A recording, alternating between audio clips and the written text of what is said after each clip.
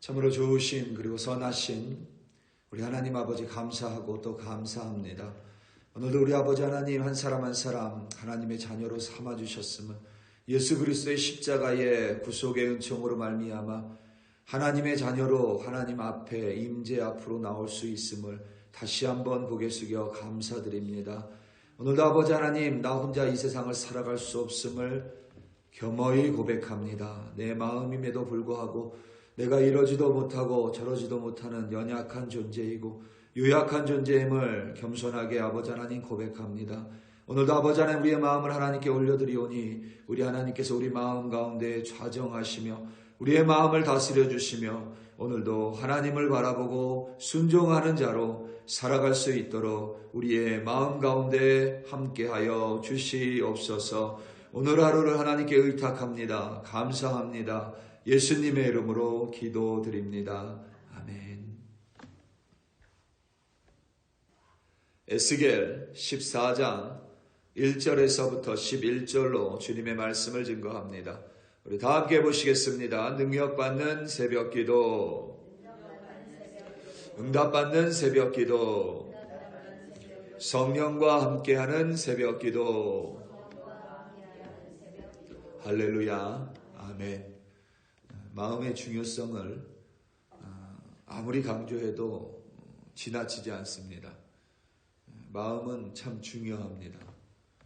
우리의 마음에 따라 우리의 삶의 태도도 그리고 삶의 모습도 얼마든지 달라질 수 있는 까닭입니다. 자살을 거꾸로 읽으면 살자가 됩니다. 역경을 거꾸로 읽으면 경력이 됩니다. 내 힘들다를 거꾸로 읽으면 다들 힘내가 됩니다. 위기는 위험하지만 기회이다로 해석할 수 있는 것도 마음으로부터 비롯됩니다. 이런 말이 유행한 적이 있습니다. 위기를 거꾸로 읽으면 기위가 된다. 그런데 기위라는 말은 존재하지 않습니다.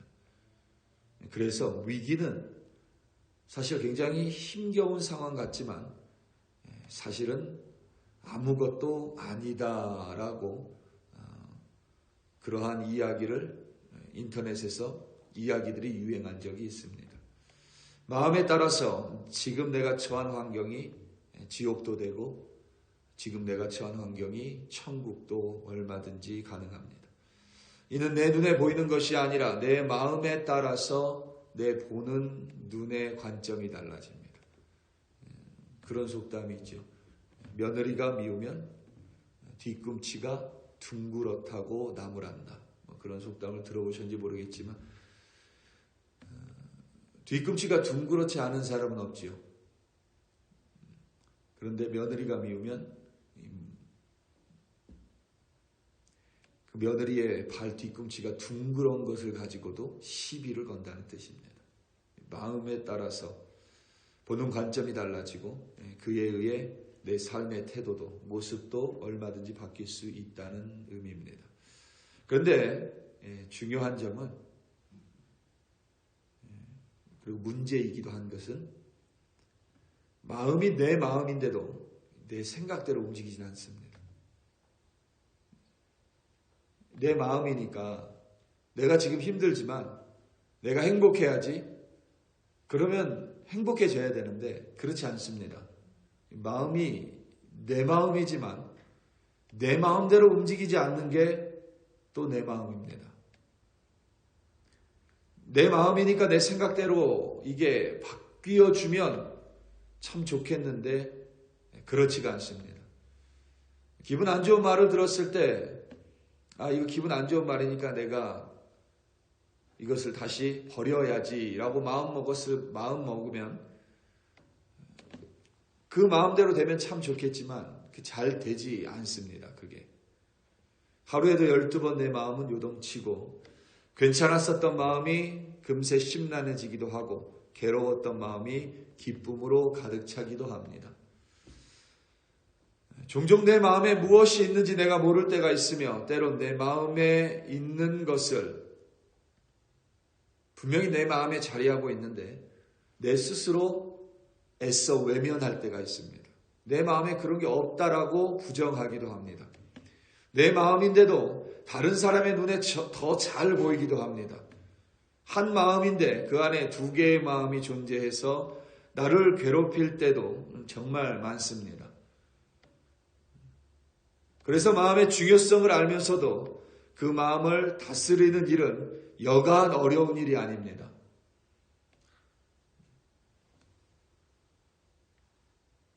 이스라엘의 장로들이 에스겔을 찾아왔습니다. 오늘 본문 1절 말씀입니다. 이스라엘 장로 두어 사람이 나와 내 앞에 앉으니. 아멘. 우리말로 장로 두어 사람이라고 번역했는데 몇 명의 장로라고 해석하시면 됩니다. 이들 또한 에스겔과 함께 바벨론의 그발 강가에 사로잡혀온 포로들입니다. 이들이 에스겔을 찾아온 이유는 우리가 에스겔 13장에서 에스겔이 밝힌 거짓 선지자에 대한 경고를 들었기 때문이라고 봅니다. 거짓된 평강을 선포하고 임박한 하나님의 진노의 심판이 아니라 구원과 평강을 주장했던 거짓 선지자들이 잘못됐음을 에스겔이 전한 경고의 예언을 들었기 때문에 이 장로들이 에스겔을 찾아와 바른 하나님의 말씀을 듣기 원했습니다. 그래도 이 장로들은 하나님의 말씀을 에스겔을 통한 하나님의 말씀, 경고의 말씀을 들었다는 사실이 감사합니다. 하나님의 말씀이 선포돼도 듣지 않는 사람은 듣지 않습니다. 그런데 이 장로들은 그 말을 들었기 때문에 찾아왔습니다. 문제는 이 장로들이 듣기는 들었는데 그 마음에 어떤 변화도 없이 에스겔을 찾아왔습니다. 다시 말하면 거짓 선지자의 거짓 예언을 마음에 그대로 두고 그리고 자기가 원하는 우상을 마음에 둔 채 죄악의 걸림돌을 그대로 자기 앞에 둔 채 에스겔을 찾아왔습니다. 2절과 3절입니다. 여호와의 말씀이 내게 임하여 이르시되 인자야 이 사람들이 자기 우상을 마음에 들이며 죄악의 걸림돌을 자기 앞에 두었으니 그들이 내게 묻기를 내가 조금인들 용납하랴. 아멘. 이들이 묻지만 하나님은 용납하지 않으신다는 겁니다. 우리가 회개가 얼마나 중요한지 다시 한번 깨달을 수 있습니다. 에스겔을 통하여 하나님의 바른 말씀을 들었지만 그들의 마음은 변하지 않았습니다. 왜 변하지 않았냐면 하나님의 말씀보다 우상을 더 자신의 마음 중심에 두고 있었기 때문입니다. 그 안에 여전히 죄악이 자리하고 있었기 때문입니다. 그는 하나님의 말씀을 사랑한다고 말할지 모르지만 거짓을 더 사랑한 것이고 우상을 더 사랑한 것입니다. 그렇지 않고서는 하나님의 말씀을 거절할 이유가 없습니다. 하나님의 말씀이 자신의 마음에 있는 우상과 죄악과 거짓보다도 소중하다면 당연히 하나님의 말씀을 취할 것입니다. 사람의 마음은 무제한의 공간을 가지고 있지 않습니다. 우리 눈에 보이지 않지만 사람의 마음은 제한적입니다. 어떤 사람의 마음은 바늘구멍보다도 더 좁습니다. 하나님은커녕 다른 사람은커녕 하나님의 말씀 한 단어도 놓이지 못할 만큼 좁은 사람이 있습니다. 다른 사람의 마음은 하늘처럼 넓습니다. 중요한 점은 그 마음에는 하나만 있어야만 합니다. 마음의 크기가 바늘구멍처럼 작든지 하늘처럼 넓든지 상관없이 마음에 무엇인가 두 개가 있으면 그때부터 내 마음은 고통스러워집니다. 그 마음에 우상과 하나님이 함께 있으면 마음의 갈등이 절대 사라지지 않습니다. 그 마음에 내 자신과 하나님이 함께 있으면 항상 다툼이 있습니다. 그 마음에 부정적인 감정이 같이 있으면 항상 나는 분노하는 사람이 됩니다. 이 시대의 우상은 결코 다른 종교가 아닙니다. 많은 그리스도인들이 하나님을 믿기 때문에 본인은 우상과 상관이 없다라고 여기지만 그렇지 않습니다. 하나님은 이방 민족에게 우상을 섬기지 말라고 명령하신 적이 없습니다. 하나님이 늘 음란하다고 말했던 이들은 이스라엘 백성입니다. 왜냐하면 그 마음에 우상과 하나님이 함께 있었기 때문입니다. 우리는 조금 더 발전해서 다른 종교가 아니라 돈, 출세, 권력, 성공 이런 것들을 우상으로 여깁니다. 그래서 성공하지 못한 사람들은 자기 마음에 우상이 없다라고 스스로 위로합니다. 틀린 말은 아닙니다. 돈도 출세도 권력도 성공도 다 우상입니다. 그런데 이것보다 지금 우리가 살아가는 이 작금의 시대에 더 큰 우상은 자기 자신과 안락함입니다. 거짓 선지자들도 동일합니다. 그들이 마음에 가지고 있었던 것 자기 자신과 안락함입니다. 지금 이 시대는 자기 자신이 이미 하나님을 대신합니다. 내가 마음에 들지 않으면 하나님의 말씀 듣지 않습니다. 내가 불편하면 그냥 귀를 막아버리는 시대입니다. 뭐가 됐든지 내가 편안하고 내가 안락해야만 합니다. 나를 불편하게 만드는 모든 사람을 적으로 간주합니다. 최악의 걸림돌은 오늘 본문 속 죄악의 걸림돌은 나를 죄악으로 이끄는 모든 요소, 모든 대상을 가리킵니다.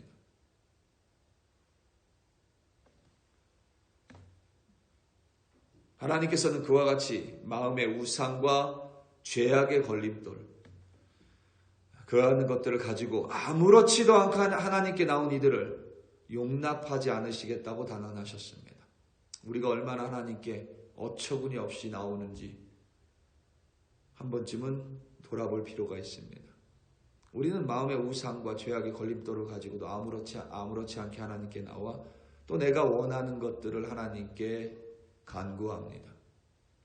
그런데 오늘 본문은 분명하게 이야기합니다. 하나님은 그러한 장로들, 거짓 선지자들, 그들의 물음에 결코 용납하지 않으시겠다고 말씀하셨습니다.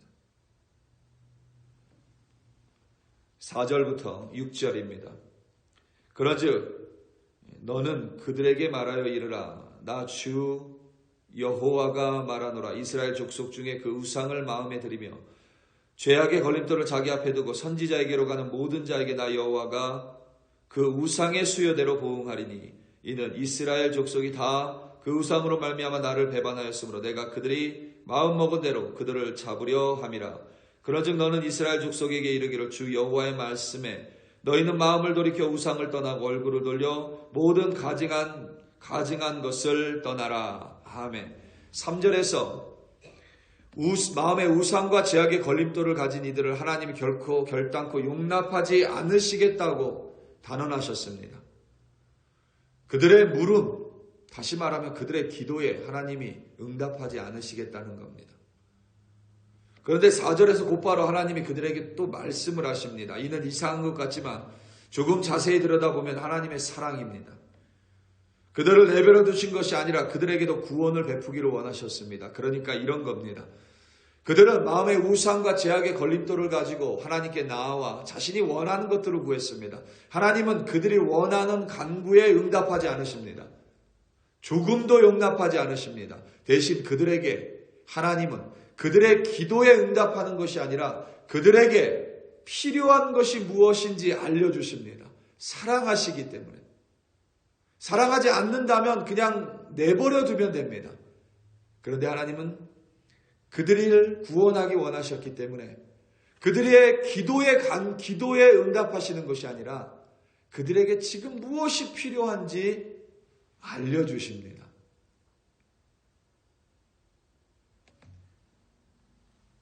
그들이 원하는 것에 대답을 응답해 주신 것이 아니라 지금 그들에게 필요한 것은 자복이고 회개임을 알려주셨습니다. 5절 말씀이 여러분들이 묵상을 하다 보면 좀 헷갈릴 수 있는데 이는 이스라엘 족속이 다 우상으로 말미암아 나를 배반하였으므로 내가 그들이 마음먹은 대로 그들을 잡으려 함이라. 특별히 후반부에서 내가 그들이 마음먹은 대로 그들을 잡으려 함이라 이렇게 되어 있는데 이 부분이 이렇게 이해하시면 좋습니다. 내가 이스라엘의 온 집을 그들의 마음으로 잡으려 함이라. 그들이 마음먹은 대로를 좀 건너뛰시는 게 이해하는 편이 좋습니다. 이 그들이 마음먹은 대로를 라는 표현이 아주 이상한데 원전에서도 아주 이상합니다. 이 표현이 들어간 이유는 마음을 강조하기 위함입니다. 그러니까 이스라엘 족속이 그들의 마음 먹은 대로 그 우상으로 말미암아 나를 배반하였지만 나는 그들의 마음을 잡으려고 한다라는 뜻입니다. 그들을 구원하기 원한다는 하나님의 뜻입니다. 그리고 곧 이어서 하나님은 말씀하십니다. 마음을 돌이켜 우상을 떠나고 얼굴을 돌려 모든 가증한 것을 떠나라. 회개와 자복함을 의미합니다.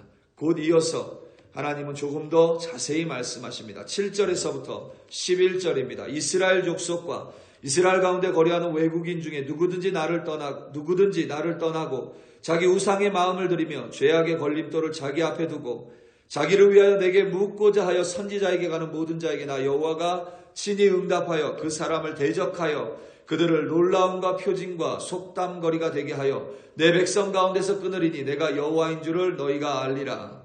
만일 선지자가 유혹을 받고 말을 하면 나 여호와가 그 선지자를 유혹을 받게 하였음이거니와 내가 손을 펴서 내 백성 이스라엘 가운데에서 그를 멸할 것이라.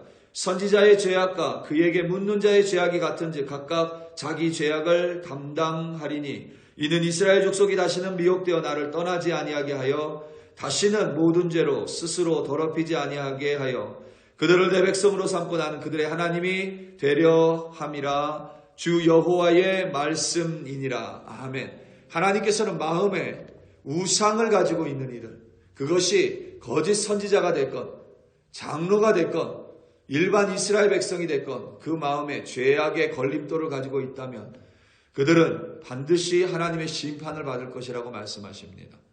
우리는 내가 내 마음을 모르기 때문에 하나님도 내 마음을 모르실 거라고 여길 때가 많지만 그렇지 않습니다. 나는 내 마음을 모를지라도 하나님은 내 마음을 속속들이 알고 계십니다. 그리고 하나님은 두 마음, 세 마음을 결단코 용납하지 않으십니다. 하지만 하나님은 여전히 우리를 구원하기 원하시기에 우리가 원하는 물음에 응답해 주시는 것이 아니라 지금 우리에게 필요한 것, 회개와 자복함에 대해서 우리에게 말씀해 주십니다. 그리하여 하나님은 여전히 우리의 하나님이 되시기 원하고 우리는 여전히 하나님의 백성으로 살아가는 것, 한 마음으로 하나님을 바라보는 것, 그것이 바로 하나님이 우리에게 바라고 원하는 모습입니다. 우리 사랑하는 성도 여러분, 내 마음이지만 내가 결코 어찌하지 못합니다. 그래서 우리는 늘 우리의 마음을 하나님께 올려드리고 위탁해야만 합니다. 그리고 그 마음에 하나님 외에 무엇이든지 있다면 그것이 하나님 앞에 음란함입니다. 오롯이 마음에 하나님만을 두시기로 결단하시고 하나님께 그 능력을 의지함으로 말미암아 오늘도 내 한 마음에 오롯이 하나님만을 두심으로 말미암아 오늘도 넉넉히 승리하시는 여러분들 되시기를 예수님의 이름으로 축원합니다. 다 함께 기도하시겠습니다. 우리 시간 함께 기도할 때에 우리 글로리 교회를 위하여 합심하여 기도합니다. 특별히 우리 글로리 교회 2025년도 전반기가 이제 마치고 2025년도 후반기를 마주하고 있습니다. 특별히 2학기에 있을 하반기에 있을 성경 공부 또 그리고 연합부흥성회 그리고 또 여러 행사들 그리고 무엇보다 이제 2026년을 또 준비합니다. 특별히 오늘 이 시간은 저를 위해 기도해 주시기를 간곡히 부탁드립니다. 2026년 우리 교회를 향한 하나님의 비전, 하나님의 약속의 말씀을 받고 또 2026년을 위해 준비하고 기도하는 시간을 갖고 있습니다. 특별히 하나님께서 우리 교회에 2026년을 허락하시고 2025년도 하반기를 허락하신다면 반드시 우리 교회를 통하여 이루기 원하시는 하나님의 뜻이 있음을 믿습니다. 우리 온 성도가 한 마음으로 하나님만을 모심으로 말미암아 2025년도 하반기 하나님의 뜻을 이루는 교회, 2026년도도 하나님을 소망하며 하나님의 섭리를 이루어가는 우리 글로리 교회 되게 해달라고 우리 시간 주여 한번 부르시고 합심하여 기도합니다. 주여. 할렐루야, 할렐루야, 할렐루야. 아버지 하나님, 우리 마음속에 오롯이 하나님만을 모시고 우리 마음의 중심에 오직 하나님만이 계시기를 간절히 기도하며, 오늘도 아버지 하나님, 내 마음에 하나님 외에 다른 것들을 물리쳐 주시옵소서. 나조차도 모르지만 내 마음에 있는 하나님 보시기에 죄악들이 있다면 이 시간 예수 그리스도의 보혈로 깨끗게 씻어 주시옵소서. 내 마음이 하늘구멍 같든지 내 마음이 하늘과 같든지 아버지 하나님, 그 마음에 오롯이 하나님만 자리할 수 있도록 하나님 역사하여 주시옵소서. 오늘도 아버지 하나님, 회개하고 자복함으로 말미암아 하나님께 나와 우리 글로리 교회를 위하여 중보합니다. 2025년도 하반기 주님 손에 올려드립니다. 성탄절을 비롯하여 아버지 하나님 종구영신 예배, 또 아버지 하나님 추수감사절 예배가 있습니다. 아버지 하나님 연합부흥성회가 있으며, 또 아버지 하나님 신방을 계획하고 있고, 또 아버지 하나님 우리 성경 수요 성경 공부를 아버지 하나님 준비하고 있습니다. 아버지 하나님, 우리 한 사람 한 사람 2025년 하반기도 하나님의 은총이 멈추지 않게 하시옵고, 우리 글로리 교회 위에 놀라운 하나님의 역사하심으로 일하심으로 함께하여 주시옵소서. 늘 하나님 우리의 마음이 하나님을 바라볼 수 있게 하여 주시옵고, 또한 아버지 하나님 2026년도 하나님 손에 아버지 하나님 미리 올려드리며 우리 교회를 향한 약속의 말씀을 내려주시옵소서. 비전을 내려주시옵소서. 2026년도를 우리에게 허락하신다며 아버지 하나님의 뜻을 이루어가는 우리 글로리 교회로 세워주시옵소서. 우리 한 사람 한 사람 오늘도 하루를 하나님께 의탁하며 우리의 마음의 기쁨과 찬송과 감사와 하나님으로 가득 채워주시옵소서. 할렐루야, 할렐루야.